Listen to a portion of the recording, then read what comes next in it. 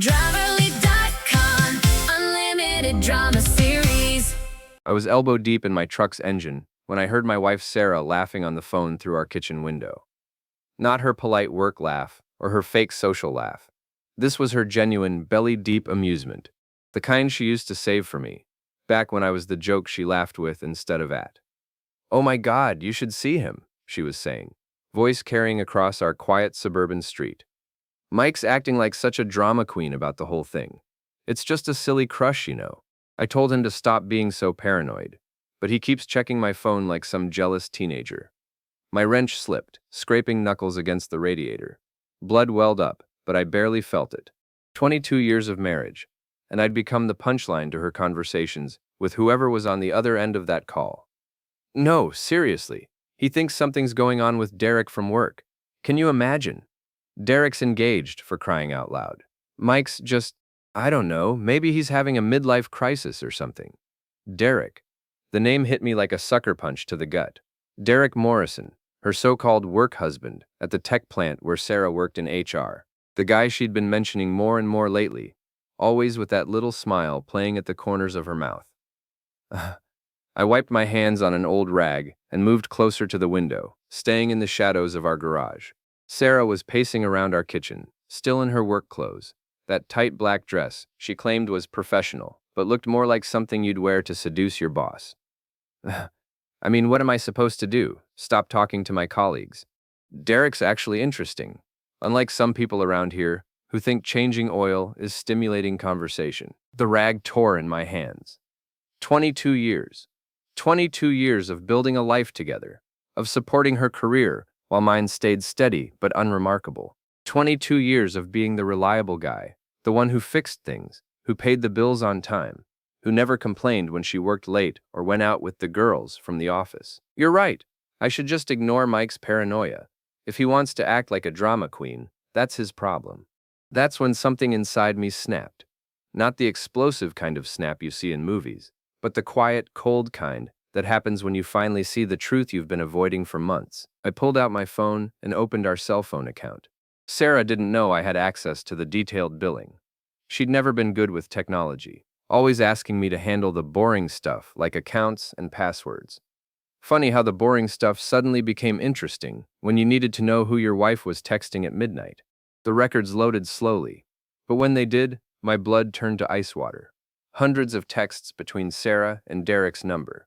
Calls that lasted hours, usually when I was at work or out running errands. The pattern was clear as daylight once you knew where to look. I scrolled through the timestamps. Last Tuesday night when she said she was working late, 47 text messages with Derek. Last weekend when she went to her sister's house, a 2-hour phone call with him. This morning before I woke up, good morning texts that started at 5:30 a.m. My hands were shaking as I took screenshots of the most damning evidence. Then I did something that surprised even me. I started laughing. Not the bitter laugh of a broken man, but the dark chuckle of someone who'd just figured out the rules of a game he didn't know he was playing. Sarah was still on the phone, still talking about her paranoid husband and her innocent work friendship, still painting me as the villain in her story. Well, if she wanted a villain, maybe it was time to give her one. I walked into the house, my work boots heavy on the hardwood floors Sarah had insisted on installing last year. She looked up when I entered the kitchen, quickly ending her call with a hasty, "I'll talk to you later." "How's the truck?" she asked, that fake bright tone she used when she was trying to deflect. "Truck's fine," I said, holding up my phone. "But we need to talk." Her face went through a series of micro-expressions, confusion, then recognition, then something that might have been fear. "Mike, what?" "Sit down, Sarah. Don't use that tone with me. I'm not a child." "No, you're not. Children lie about little things like breaking a vase or forgetting homework. Adults lie about fucking their coworkers." The word hung in the air between us like a live wire. Sarah's face went pale, then flushed red. "How dare you?" "How dare I what?" "Check our phone records? Last I checked, I'm still paying the bills around here." I set my phone on the kitchen table, the screenshots clearly visible. 537 text messages last month, Sarah. 212 phone calls. "Want to explain what you and Derek have been discussing that's so fascinating?" She glanced at the phone, and I saw the exact moment she realized how much trouble she was in. But instead of apologizing, instead of showing even a hint of remorse, she did something that sealed her fate. She laughed. "Oh my God, Mike. You actually went through our phone records? That's insane. You're acting like a complete psychopath." Am I? Yes, Derek and I are friends. We work together.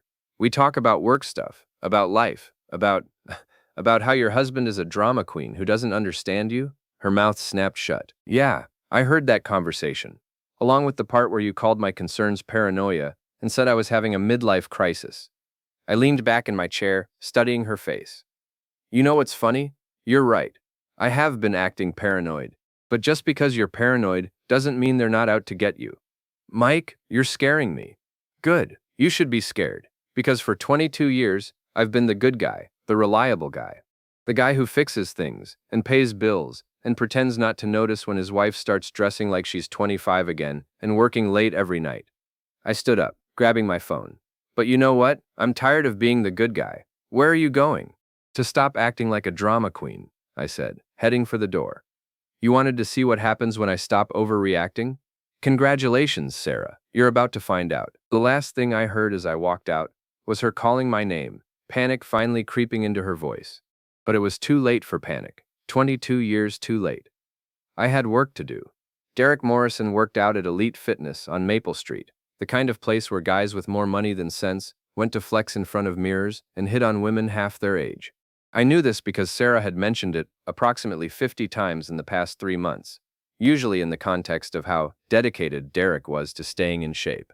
Unlike her husband, apparently, who was perfectly content with the dad bod that came from 20 years of honest work and Sarah's cooking. I sat in my truck across the street, watching the gym's front entrance.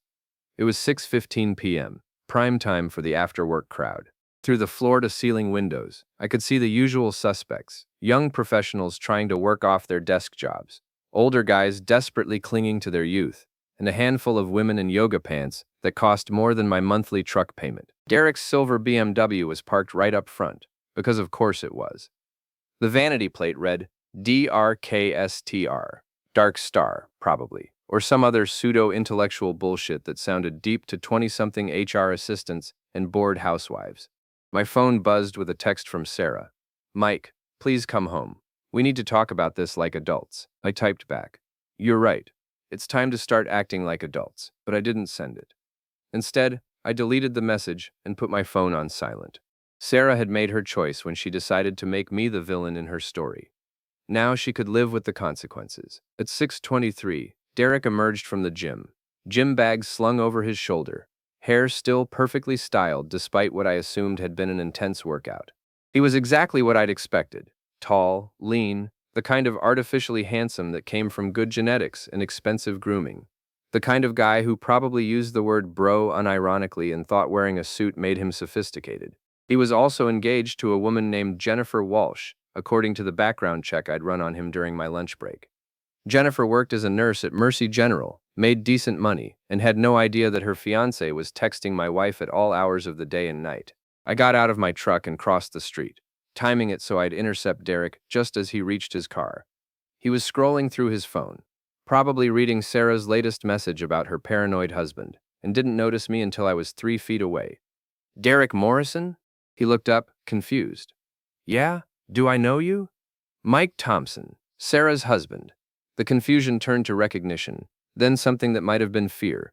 To his credit, he didn't try to run or deny anything, just straightened up and tried to look confident. "Oh, hi." He glanced around, probably hoping there were witnesses in case I decided to get physical. "Look."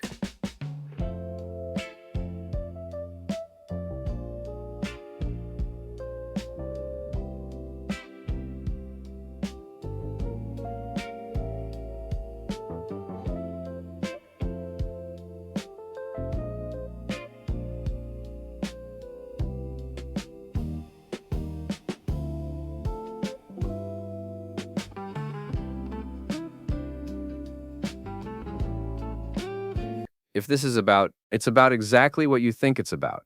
I kept my voice calm, conversational. The kind of tone you'd use to discuss the weather or last night's game. "See, I've got a problem, Derek. My wife thinks I'm overreacting to your little friendship. She thinks I'm being paranoid, dramatic, maybe even a little crazy."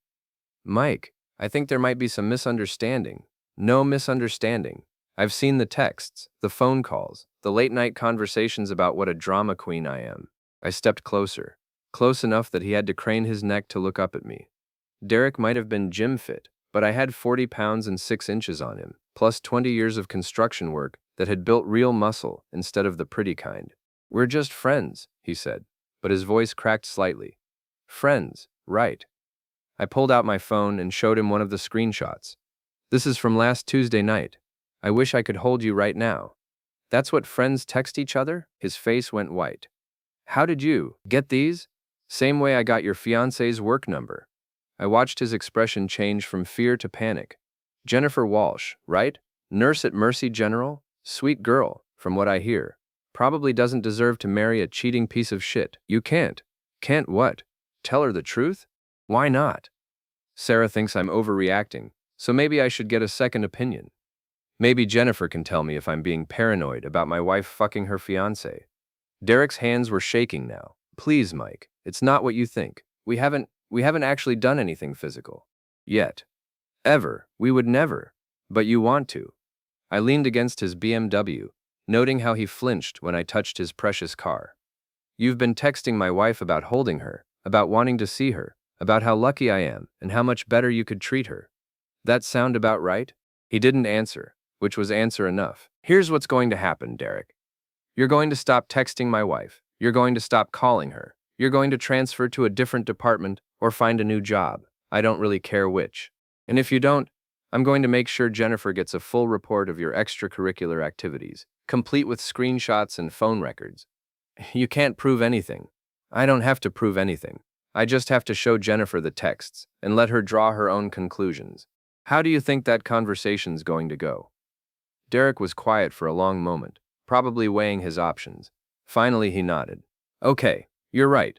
I'll back off." "Good." I pushed away from his car. "Oh, and Derek, if I find out you've warned Sarah about this conversation, or if you try to spin this like I threatened you, I'll make sure everyone at your office knows exactly what kind of man their star employee really is. We clear? Crystal." I started to walk away, then turned back. "One more thing. Sarah called me a drama queen for being concerned about your friendship. She said I was overreacting, being paranoid, maybe even having a midlife crisis." I smiled, and it wasn't a nice smile. Turns out I wasn't overreacting at all. I was underreacting. But don't worry, I'm going to fix that. Derek's face went even paler. "What does that mean?" "It means you just met the villain Sarah's been telling you about. And buddy, you ain't seen nothing yet." I left him standing there in the parking lot, probably wondering how badly he'd just fucked up his life. The answer, as he'd soon discover, was completely. But first, I had a phone call to make. I called Mercy General from my truck, asking to speak with Jennifer Walsh in the ICU. The receptionist transferred me after I claimed to be calling about my insurance coverage, a small lie that would soon be dwarfed by the massive deception she was about to discover. "This is Jennifer." Her voice was warm, professional, tired in the way that came from 12-hour shifts saving lives. Everything Derek's voice wasn't. "Hi, Jennifer. This is Mike Thompson. I don't think we've met, but I believe you know my wife, Sarah. She works with your fiancé, Derek, at the tech plant." "Oh, hi." Derek's mentioned Sarah a few times. "She sounds lovely." The knife twisted in my chest. Of course he'd mentioned her. Probably told Jennifer all about his friend at work, maybe even shown her pictures. The perfect cover story. "She is lovely," I said, surprised by how steady my voice sounded. "Listen, Jennifer, this is kind of awkward, but I think there's something you should know about Derek and Sarah's friendship." The pause on the other end stretched long enough that I wondered if the call had dropped. Finally, Jennifer spoke, and her voice had lost its warmth. "What kind of something?" "The kind that involves 500 text messages last month and phone calls that last until 2 in the morning. The kind where they talk about holding each other and how lucky I am to have her." I took a breath. "Jennifer, I'm not calling to hurt you. I'm calling because if I were in your position, I'd want to know." What are you saying exactly?" "I'm saying your fiancé is having an emotional affair with my wife, and from the texts I've seen, it's heading toward becoming a physical one real soon." Another long pause. "Then, can you prove that?" "I've got screenshots of their text conversations, phone records showing the frequency of their calls, and about 6 months' worth of suspicious behavior from both of them. I can send you everything if you want to see it.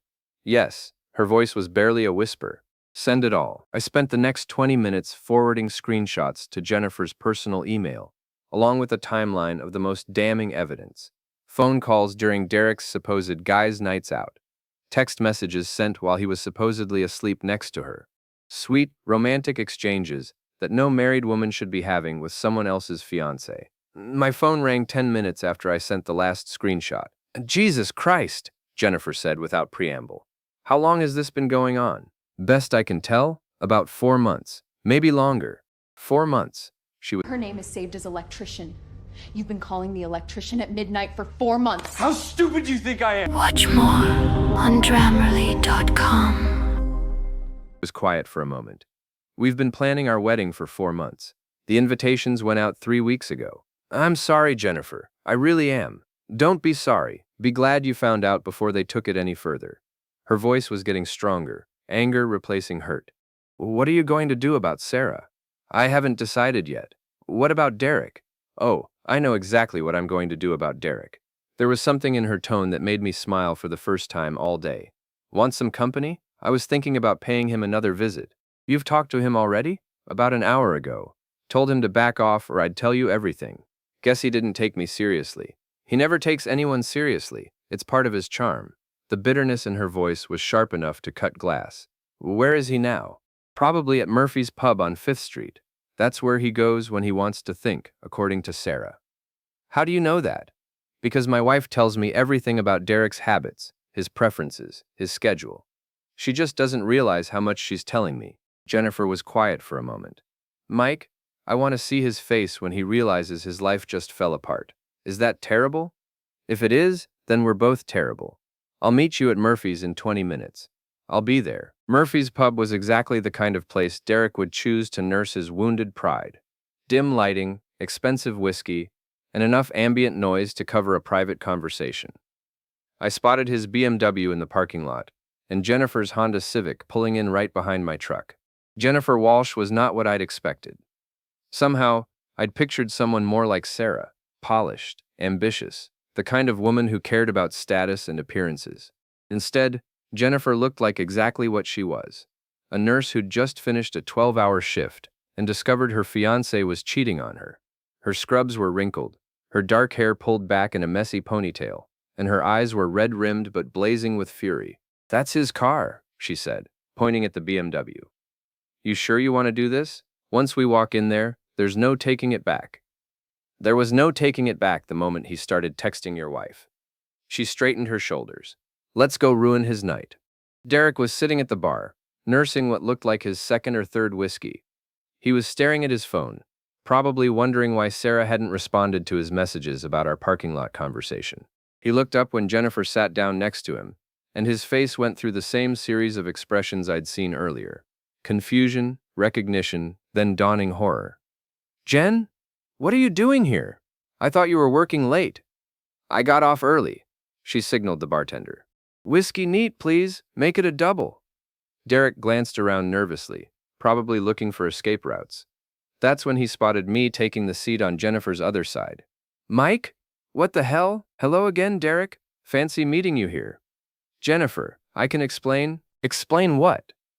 Jennifer's voice was perfectly calm, which somehow made it more terrifying than if she'd been screaming.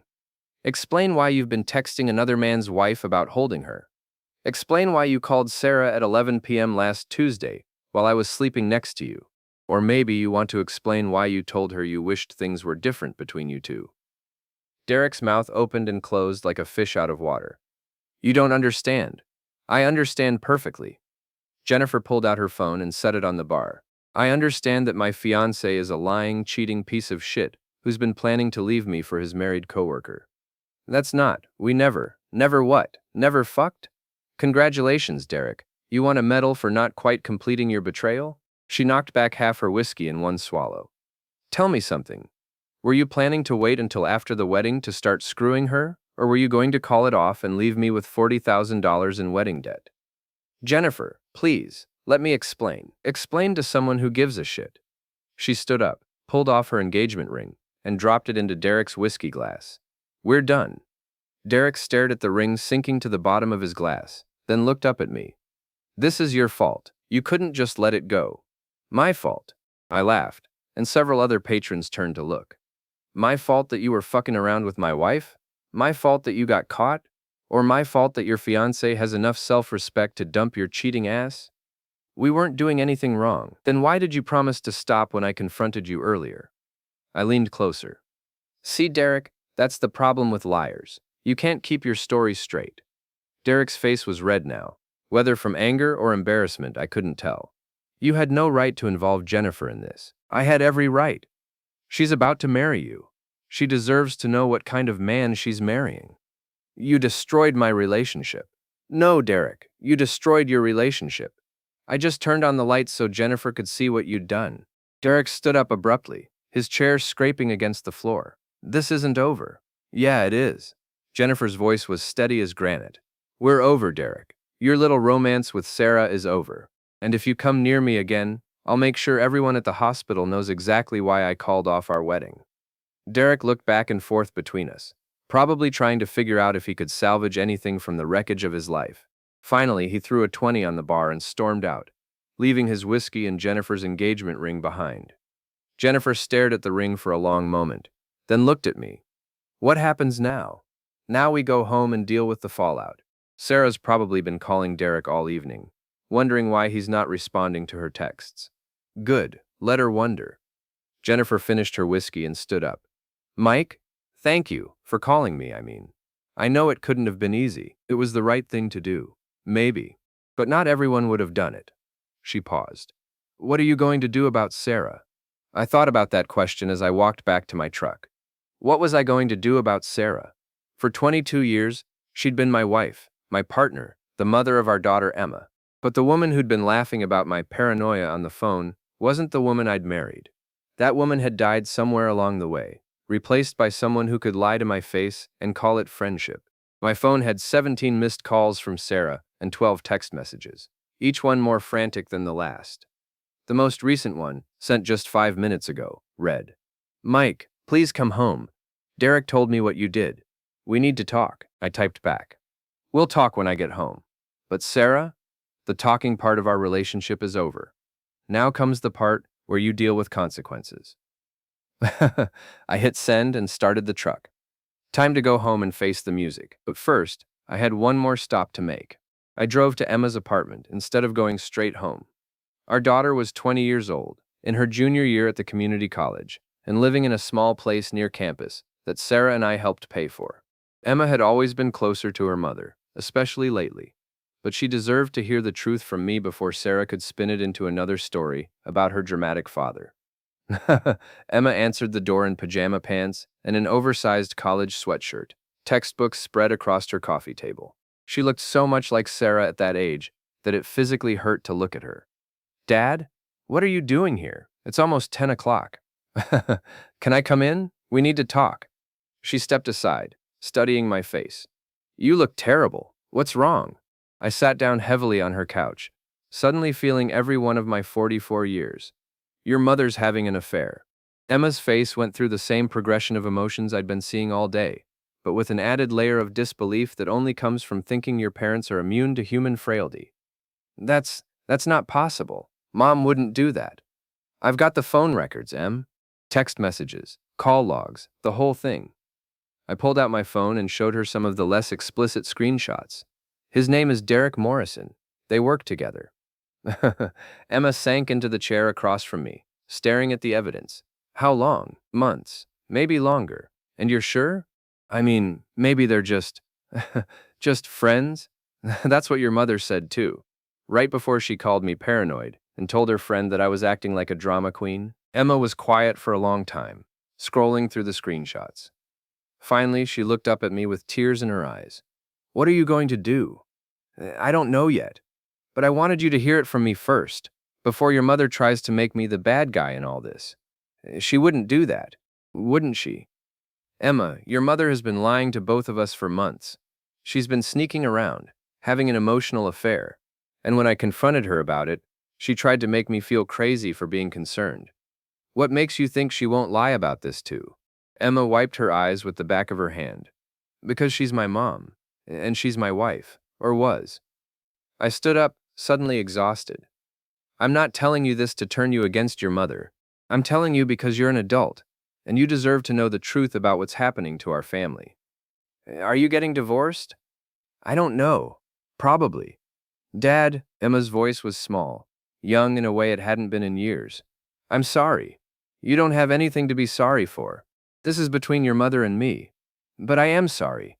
I've been kind of a bitch to you lately. Taking mom's side when you guys fight, rolling my eyes when you try to talk to me about stuff. I thought you were just being overprotective and boring. You're 20 years old. You're supposed to think I'm boring. But I also thought mom was perfect. Like the cool parent who understood me better than you did. She laughed bitterly. Turns out neither of us knew her as well as we thought. I kissed the top of Emma's head, breathing in the smell of her shampoo, the same brand Sarah used. I love you, kiddo. Whatever happens between your mother and me, that's never going to change. I love you too, Dad. By the time I got home, it was nearly 11 p.m. Sarah's car was in the driveway, and every light in the house was on. She met me at the door before I could get my key in the lock. Where have you been? I've been calling you for hours. I know. I was talking to Emma. Sarah's face went pale. You told her? I told her the truth. Seemed like someone should. Mike, you had no right. I had every right. She's my daughter too, and she deserves to know why her parents' marriage is falling apart. Sarah followed me into the living room, wrapping her robe tighter around herself. Derek called me. He said you ambushed him at the gym, threatened him, involved Jennifer. Ambushed him? I had a conversation with him. A very civil conversation about how he needed to stop texting my wife. You ruined his engagement. No, Sarah. Derek ruined his engagement when he decided to have an affair with you. I just made sure Jennifer knew what kind of man she was about to marry. Sarah was crying now, but I felt nothing. No sympathy, no urge to comfort her, no instinct to make everything better. 22 years of being her emotional support system, and I felt absolutely nothing. It wasn't an affair, she said. We never actually did anything physical. Yet. Ever. We would never have. Bullshit. I sat down in my recliner, the same chair where I'd watched TV with Emma when she was little, where I'd fallen asleep reading the newspaper on Sunday mornings, where I'd planned to grow old with the woman I thought I'd married. You were already planning it, Sarah. I saw the texts about meeting up, about finding time alone, about how much you wished things were different. We were just talking, about fucking each other, about leaving our respective partners, about starting a new life together. I looked at her, really looked at her, and saw a stranger. When were you going to tell me? After Derek left Jennifer? After you'd already moved out? Or were you just going to keep lying until I caught you in bed with him? It wasn't like that. Then what was it like, Sarah? Explain it to me. Help me understand how my wife of 22 years ends up texting another man about holding him, about wishing she could be with him, about how lucky I am to have her when she's already checked out of our marriage. Sarah collapsed onto the couch, sobbing. I don't know how it happened. Derek he was nice to me. He listened to me. He made me feel interesting again, like I was more than just a wife and mother. So this is my fault for not making you feel interesting enough? No, that's not what I'm saying. Then what are you saying? I'm saying I made a mistake, a huge mistake, but it's over now. Derek and we're done. We can work through this, Mike. We can go to counseling, figure out how to fix what? Our marriage? Sarah, you didn't break our marriage. You burned it to the ground and pissed on the ashes. That's not true, isn't it? For months, you've been lying to me. For months, you've been emotionally intimate with another man. For months, you've been planning a future that didn't include me. And when I finally figured it out, instead of apologizing or showing even a hint of remorse, you called me paranoid. You made me feel crazy for trusting my instincts. I was scared. You were caught. There's a difference. Sarah looked up at me. Mascara streaked down her cheeks, and for a moment I almost felt sorry for her. Almost. What do you want me to do, Mike? How do I fix this? You can't fix this. You can't unfuck Derek, even if it was only emotional. You can't take back the lies, the sneaking around, the months of making me feel like I was losing my mind. And you sure as hell can't take back laughing about my concerns to whoever you were talking to on the phone today. I wasn't laughing at you. Yes, you were. You called me a drama queen, Sarah. You said I was overreacting, being paranoid, maybe having a midlife crisis. You turned my legitimate concerns about my wife's behavior into a joke for your friends. Sarah was quiet for a long moment. Then, what happens now? Now you sleep in the guest room. Tomorrow you find a lawyer, and we figure out how to divide up 22 years of marriage as fairly as possible. Mike, please. I'm done, Sarah. We're done. I stood up and headed for the stairs, leaving her crying on the couch. Halfway up, I turned back. Oh, and Sarah? Next time you want to call someone a drama queen for being concerned about their spouse's behavior, make sure you're not actually fucking around first. It kind of undermines your credibility. I went to bed alone that night for the first time in 22 years. And for the first time in months, I slept like a baby. 3 months later, I was sitting in my lawyer's office, signing the final divorce papers. Sarah had tried to fight for half of everything, including the house and my construction business.